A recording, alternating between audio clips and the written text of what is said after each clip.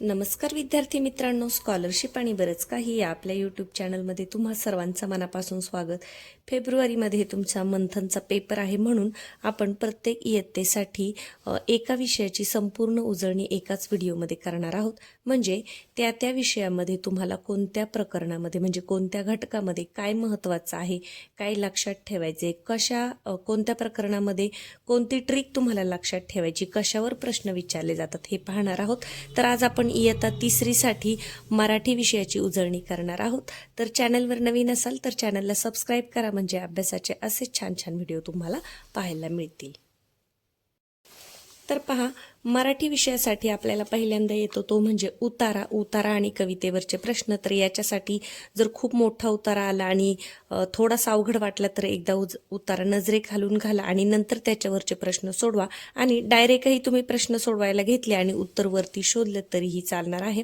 उतार्यावरचे प्रश्न सोडवता सगळे येण्यासाठी तुमचे समानार्थी शब्द पाठ असणं फार महत्त्वाचं आहे. म्हणजे शब्दसंपत्तीवर ज्याचं प्रभुत्व आहे त्याचे उतार्यावरचे प्रश्न हे चुकत नाहीत. आता शब्दसंपत्ती आपण कधी पक्की करायची असते तर जेव्हा आपण वर्षाच्या सुरुवातीपासूनच मी सांगत आहे की तुम्हाला वारंवार शब्दसंपत्ती वाचायची आहे, म्हणजे परीक्षेच्या वेळेला मग आपल्याला कोणताही प्रश्न आला तरी त्याचं उत्तर लिहिता येतं. तर उतार्यांवर 2 किंवा 3 प्रश्न तुम्हाला येतात.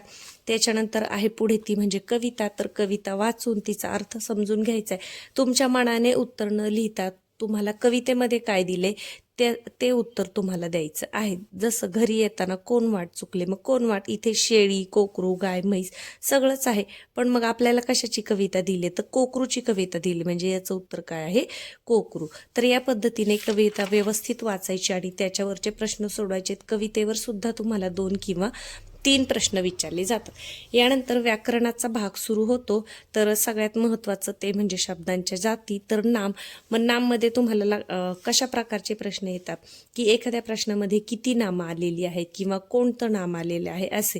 तर नावामध्ये पहा, पक्ष्यांची नावे, पशूंची म्हणजे प्राण्यांची नावे, मग ते जंगली प्राणी, पाळीव प्राणी, फुलांची नावे, फळांची नावे. आता ही आपण थोडक्यात उजळणी करतोय म्हणून मी अगदी पटापट पुढे जाणार आहे. आपल्याला सगळं डिटेल घेत बसायला वेळ नाही, कारण हा उजळणीचा व्हिडिओ आहे. तर पहा, पर्वतांची नावे, यानंतर वस्तूंची नावे, नद्यांची नावे, मुलांची, मुलींची, देशांची नावे, धान्यांची नावे. नाम कशाला म्हणतात त्यासाठी आपण हे पाहतोय. ग्रह, नक्षत्र आणि ताऱ्यांची नावं ही सुद्धा काय आहेत, नामच आहेत. काल्पनिक नावे जसं अमृत, स्वर्ग, परी, परीस, राक्षस, देवदूत हे काय आहे, आपल्या कल्पना आहेत. पण हे जरी आलं, समजा परीस आलं तरी ते पण काय आहे, नाव आहे, काल्पनिक नाव आहे. तर एवढं लक्षात ठेवा. यानंतर गुणांची नावे, सुंदरता, स्वच्छता, दयाळूपणा, शौर्य, नम्रता, औदार्य ही गुणांची नावे आहेत. ती सुद्धा कशामध्ये येतात, नाममध्ये येतात. यानंतर आपल्या मनाच्या स्थिती म्हणजे आनंद, कौतुक, दुःख, ममता, हास्य हे सुद्धा काय आहे, नाम आहे. आणि ऋतूंची नावं तर तुम्हाला माहिती आहे, वसंत, ग्रीष्म, वर्षा, शरद, हेमंत, शिशिर. आता उन्हाळा, पावसाळा, हिवाळा हे तर आपल्या परिचयाचे आहेत. आणि हे सुद्धा जे 6 ऋतू आहेत ती सुद्धा काय आहेत, ऋतूंची नावं आहेत. म्हणजे इथं तुम्हाला लक्षात काय ठेवायची, काल्पनिक नावे, काल्पनिक नावांवाले शब्द आले तर ते सुद्धा नाम असतात. यानंतर गुणांची नावे, मनांच्या स्थितींची नावे. तर पहा, उदाहरण म्हणून आपण एखादा प्रश्न पाहूयात. जसं मंगेशला बाबांनी 2 रुपये दिले. वाक्यात नाम नसलेला शब्द शोधा. आता काय करायचंय, वाक्य बघत नाही बसायचं, पर्यायावर जायचं. मंगेश काय आहे, मुलाचं नाव आहे. दिले काय आहे, नाम आहे का, नाही. 2 काय आहे, नाम आहे, संख्यावाचक नाम आहे. बाबा पण नाम आहे. मग नसलेला शब्द कोणता आहे, दिले, देण्याची क्रिया घडली आहे, म्हणजे हे क्रियापद आहे. म्हणजे अशा प्रकारच्या प्रश्नांची उत्तरे तुम्ही ऑप्शनमध्ये गेले, पर्यायावर गेले की तुम्हाला सापडणार आहेत. आता नाम नंतर पुढचा भाग येतो तो आहे सर्वनाम. तर पहा, सर्वनाम म्हणजे काय, नावाऐवजी येणारा शब्द. मग वाक्यातील सर्वनाम ओळखून त्यांचा पर्याय शोधायला सांगितलेला असतो. किंवा एखाद्या वाक्यामध्ये किती सर्वनामे आली आहेत किंवा कोणतं सर्वनाम आहे हे सुद्धा तुम्हाला येऊ शकतं. तसंच योग्य ते सर्वनाम आपल्याला वापरायला सांगतात. मग नामाच्या लिंगवचनाप्रमाणे तुम्हाला सर्वनाम टिंबटिंब आता मोठी झाली असेल. आता झाली आहे म्हणजे काय येणार, मग ती येणार. तो येईल का इथं, नाही. ते येईल का, नाही. त्या सुद्धा नाही. म्हणजे नामाचं जे लिंग आणि वचन असेल त्याच्यानुसार तुम्हाला योग्य सर्वनाम वापरायचं आहे. जसं पहा, गंगा ही नदी आहे, टिंबटिंब पवित्र आहे. मग गंगा ही नदी स्त्रीलिंगी आहे म्हणून ती पवित्र आहे. मग इथे तुम्हाला योग्य ते लिंग वचनाप्रमाणे सर्वनाम निवडायचं आहे. आता सर्वनामाच्या पुढे आहे ते म्हणजे विशेषण. मग नामाबद्दल विशेष माहिती सांगणाऱ्या शब्दाला काय म्हणतो आपण? विशेषण. विशेषण ओळखायचं अगदी सोपं आहे. जसं क्रिये प्रश्न विचारले की आपल्याला विशेषण मिळून जातं. जसं हरिण, कसे हरिण, चपळ हरिण, कशी मुंगी, बलाढ्य मुंगी, कसा मुलगा, प्रामाणिक मुलगा. म्हणजे कसा, कशी, कसे हे प्रश्न जर तुम्ही विचारले तर तुम्हाला विशेषण सापडणं अगदी सोपं आहे. यानंतर पुढे आहे ते म्हणजे क्रियापद. क्रियापद तुम्हाला माहिती आहे की वाक्याचा अर्थ पूर्ण करणाऱ्या शब्दाला, क्रियावाचक शब्दाला क्रियापद असे म्हणतात. बऱ्याच वेळा क्रियापद हे वाक्याच्या शेवटी असतं, पण कधी कधी ते मध्ये सुद्धा येतं. तर हे सुद्धा लक्षात ठेवा, एखाद्या वेळेस वाक्याच्या मध्ये सुद्धा क्रियापद येत असतं. यानंतर पुढे आहे ते म्हणजे लिंग. आता लिंग स्त्रीलिंग, पुल्लिंग आणि नपुसकलिंग. जर पुरुष जातीचा बोध होत असेल तर त्याला आपण पुल्लिंग म्हणतो. स्त्री जातीचा बोध होत असेल तर स्त्रीलिंग, आणि पुरुष किंवा स्त्री असं दोन्ही समजत नाही त्याला काय म्हणतो आपण? नपुसकलिंग. जसं पिल्लू, ते पिल्लू, म्हणजे ज्याला ते लागल ते काय असतं? नपुसकलिंग. तर त्यासाठी आपल्या मार्गदर्शकामध्ये दिलेला जो हा तक्ता आहे म्हणजे चार्ट आहे तो तुम्ही नजरेखालून घातलाच असेल. तर नेहमी शब्द वाचन ज्यांचं होतं, जे वाचन करतात त्यांना असे शब्द किंवा या प्रकारचे प्रश्नांचे मार्क्स हे कधीही जात नाहीत, कारण कोणताही शब्द आला तरीही मुलांना ते सहज सांगता येतं. यामध्ये विरुद्ध लिंगी शब्द ओळखा असं सुद्धा येतं. जसं कोकिळचं विरुद्ध लिंगी शब्द काय आहे? कोकिळा. आता पहा इथं कोकिळीन दिले, कोकिळी दिले, कोकिळा आणि कोकुळ. म्हणजे लिंगांचा हा जो तक्ता आहे तो वाचल्यानंतर तुम्हाला हे विरुद्ध लिंगी शब्द शोधता येणार आहे. यानंतर पुढे आहे ते म्हणजे वचन. एक वचन, अनेक वचन. आता आपण किती असे प्रश्न विचारले किंवा एक अनेक असं जरी विचारलं तरी आपल्याला येत. वचनसाठी सुद्धा तुमच्या मराठीच्या पुस्तकामध्ये जे पाठ्यपुस्तक आहे ते पाठ कविता वाचताना सुद्धा तुम्हाला कळतं. नामावरून एका वस्तूचा बोध झाला तर एक वचन, अनेक वस्तूंचा बोध झाला तर काय असतं? अनेक वचन. आता वचनवर सोपं आहे आणि आपण ही रिव्हिजन का करतोय? कारण प्रत्येक प्रकारावर आपल्याला प्रश्न हा विचारला जातो. आता प्रश्न प्रकार कसे असतात बघा. वसंतने टिंबटिंब खाल्ल्या. खाल्ल्या काय आहे? अनेक वचनाचा बोध होतोय. म्हणजे मग काय येणार आहे इथं? पोळ्या खाल्ल्या. खाल्ली असतं तर मग एक वचन आलं असतं पोळी. म्हणजे या पद्धतीचे प्रश्न तुम्हाला असतात. पुढे आहे ते म्हणजे काळ. आता वर्तमान काळ, भविष्यकाळ, भूतकाळ हे सोपं आहे. काळाचं एखादं वाक्य तुम्हाला येतं आणि मग त्या काळाचा प्रकार ओळखायला जातो. किंवा खालील वाक्यांपैकी भूतकाळी वाक्य ओळखायचे. पहा मग भूतकाळी वाक्य कसं ओळखायचं? बाबांनी सविताला खाऊ दिला होता. जे होऊन गेलं आहे ते भूतकाळ, जे पुढे होईल तो भविष्यकाळ, आणि जे सध्या होत आहे ते काय आहे? वर्तमान काळ. या पद्धतीने क्रियापदावरून तुम्हाला काळ ओळखता येईल. हे अगदी सोपं आहे. याच्यावर सुद्धा एक तरी प्रश्न हा येतोच. पुढचं प्रकरण आहे ते म्हणजे विरामचिन्ह. तर विरामचिन्ह हा घटक फार महत्त्वाचा आहे. याच्यावर एक प्रश्न तुम्हाला नक्कीच विचारला जातो.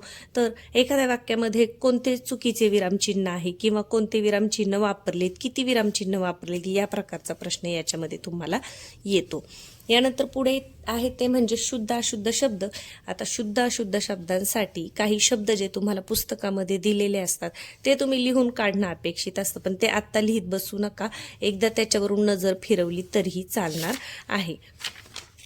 शुद्ध अशुद्ध शब्दावर सुद्धा तुम्हाला एक प्रश्न येत असतो. यानंतर शुद्ध व अशुद्ध वाक्यरचना. आता वाक्यरचना ओळखायला सोपी असते, कारण आपली मातृभाषा आहे मराठी, त्यामुळे वाक्य वाचलं की ते वाक्य बरोबर आहे का नाही हे आपल्याला कळतं.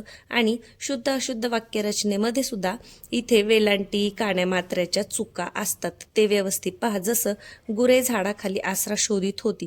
आता होतीला पहिली वेलांटी म्हणजे हे वाक्य आपलं बरोबर येणार आहे का? नाही. गुरे झाडाखाली आसरा शोधत होती. गुरे झाडाखाली आसरा. आता इथे पहा दुसरा उकार आहे म्हणजे हे चुकीचं आहे. इथे ल ला पहिली वेलांटी आहे म्हणजे हे चुकीचं आहे. मग बरोबर वाक्य कोणतं आहे? हे पर्याय क्रमांक 3. म्हणजे वाक्य एकच असतं, फक्त इथे शब्दांची जी काना मात्रा वेलांटी असते त्यामध्ये बदल असतो. तर तुम्हाला योग्य उकार, योग्य वेलांटी कुठे आहे, कोणत्या शब्दाला आहे हे ओळखायचे आणि मग तुमचं उत्तर ते बरोबर येणार आहे. तर याच्यावर सुद्धा एक प्रश्न आपल्याला येत असतो.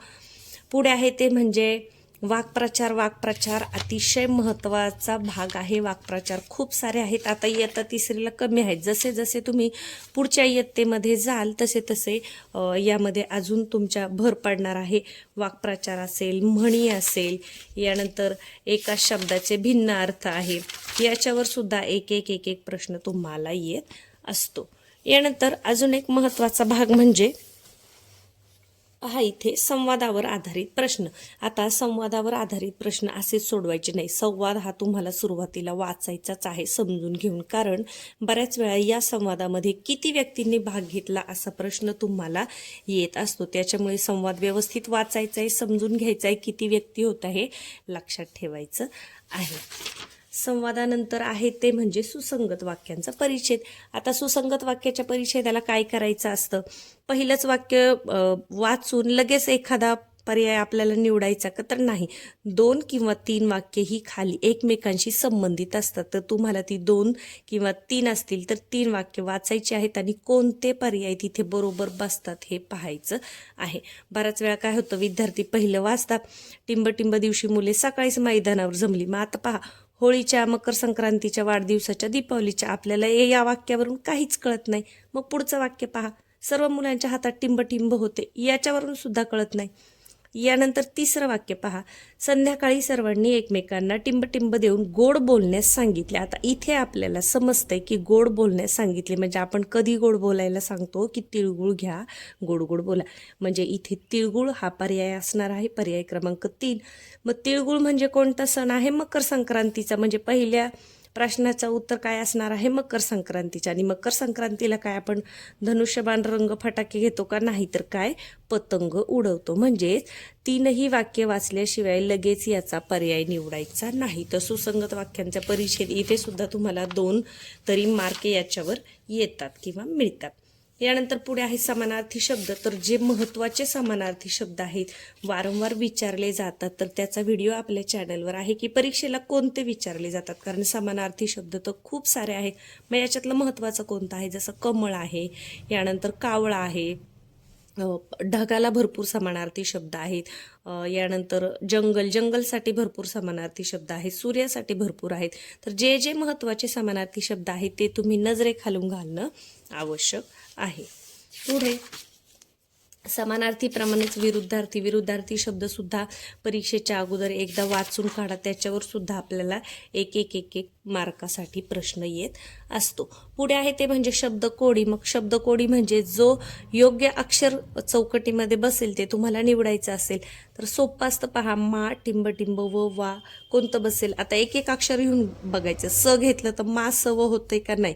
द घेतलं तर मा द व, नाही. न घेतलं तर मा न व होतंय आणि वा न र हे सुद्धा होतंय. म्हणजे पर्यायामधलं एक अक्षर तुम्ही इथे ठेवायचं आहे आणि कोणता शब्द योग्य जुळतोय ते पाहायचं आहे.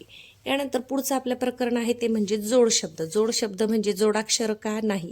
जे जोडाक्षर आपण लिहितो त्याला जोड अक्षर म्हणतात आणि जोड शब्द म्हणजे बोलताना जे जोडून शब्द आपले बोलले जातात त्यांना जोड शब्द म्हणतात. तर याच्यावर सुद्धा एक प्रश्न तुम्हाला नक्कीच येतो. तर पहा, त्यासाठी हे जे तुम्हाला दिलेले आहेत शब्द हे वाचून काढा परीक्षेच्या आधी एकदा.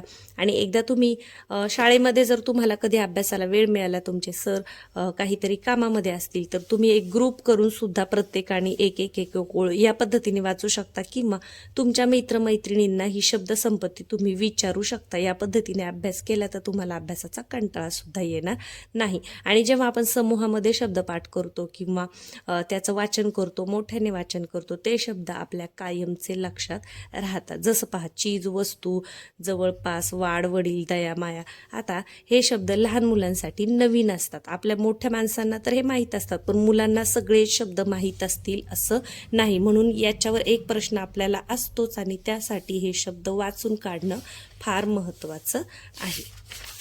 यानंतर पुढे आहे शब्दसमूहाबद्दल एक शब्द. हे सुद्धा फार महत्त्वाचं आहे. भरपूर सारे शब्द तुम्हाला दिलेले आहेत, तर हे सुद्धा तुम्ही परीक्षेच्या आधी एकदा वाचून काढा.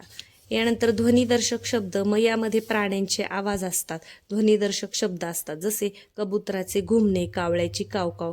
आता याच्यामध्ये महत्त्वाचं परीक्षेसाठी काय बघा, माकडाचा भुभुकार हे शब्द येत असतात, माकडाचा भुभुकार. यानंतर मोरांची केकावली, मोराचा आलं तर केकारव आणि मोरांची आलं तर केकावली. घुबडाचा घुतकार, हंसाचा कलरव हा सुद्धा शब्द बऱ्याच वेळा परीक्षेमध्ये विचारला गेलेला आहे. हंसाचा काय आहे, कलरव. यानंतर पक्ष्यांचे भांडण असेल तर तो कलकलाट असतो आणि पक्ष्यांचा असेल तर तो किलबिलाट असतो.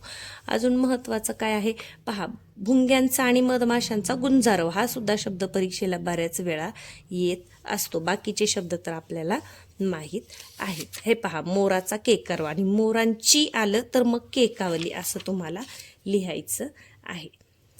यानंतर पुढे आहे समूहदर्शक शब्द, मग आंब्याच्या झाडांची राई, उतारूंची झुंड. याच्यामध्ये सुद्धा जे जे महत्त्वाचं आहे ते तुम्हाला माहीत असलं पाहिजे. जसं साधूंची जथा हा एक शब्द आहे. त्यानंतर तारकांचा पुंज, नोटांचे पुडके असतात. यानंतर हा पहा, काजूंची माशांची काय असते, गाथण. हे परीक्षेसाठी महत्त्वाचे शब्द आहेत, वारंवार हे शब्द तुम्हाला विचारले जातात. साधूंचा जथा आहे. त्यानंतर फुलझाडांचा ताटवा हा सुद्धा शब्द विचारला जातो. वेलींचा कुंज हा सुद्धा शब्द महत्त्वाचा आहे. म्हणजे जे काही ठराविक शब्द आहेत की ते परीक्षेला वारंवार विचारले जातात. तर एकदा ही शब्दसंपत्ती नजरेखालून घाला, म्हणजे कोणताही प्रश्न आला तरी तुम्हाला तो लिहिता येईल.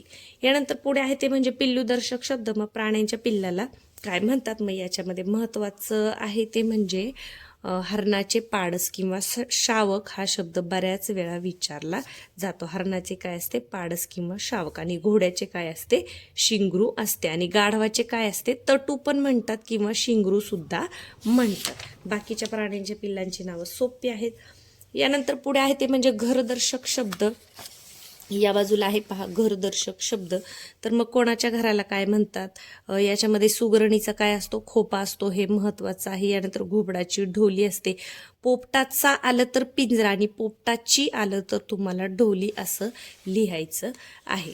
हे सोपं आहे. यानंतर अक्षरातील शब्दांपासून नवीन शब्द तयार करणे हे सुद्धा सोपं आहे.